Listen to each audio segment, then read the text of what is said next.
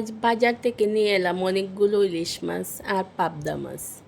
ইলিশ আমার একেবারে ভীষণ পছন্দের একটা মাছ, তাই সুযোগ পেলে ইদানিং ইলিশ বেশি করে বাসায় নিয়ে আসি।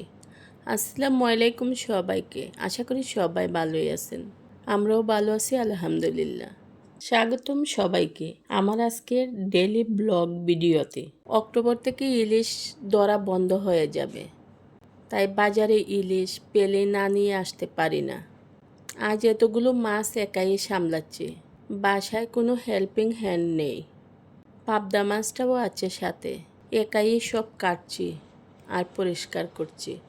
এই টাটকা টাটকা ইলিশ মাছগুলো খুবই সুন্দর ছিল এবং খুবই লোভনীয় ছিল। সবগুলো মাছ আমি ছাদে বসিয়ে ধুয়ে নিলাম। সত্যি বলছি, এই কাজটা করতে করতে ছাদের হালকা বাতাস আর চারপাশের ভিউটা ভীষণ সুন্দর লাগছিল।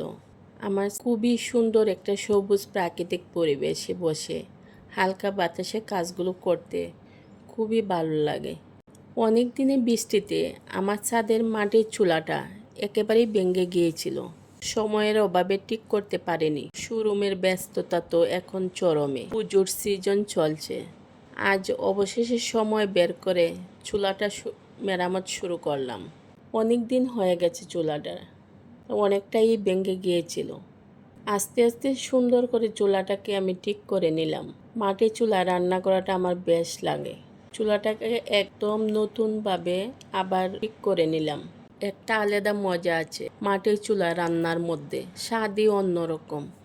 যেহেতু মাটির চুলাটা মাত্রই ঠিক করলাম, চুলাটা ভেজা আর ধোঁয়া উঠছিল। এবার শুরু হয়ে গেল আমার দুপুরের রান্না। একা হাতেই সব কিছু সামলাতে কষ্ট হলেও আনন্দ আছে অনেক। আজকের দিনটাও কাটলো মাছ, চাঁদ আর মাটির চুলার সাথে। আমাদের ভিডিওটা ভালো লাগলে like, comment, share and subscribe করে দিবেন।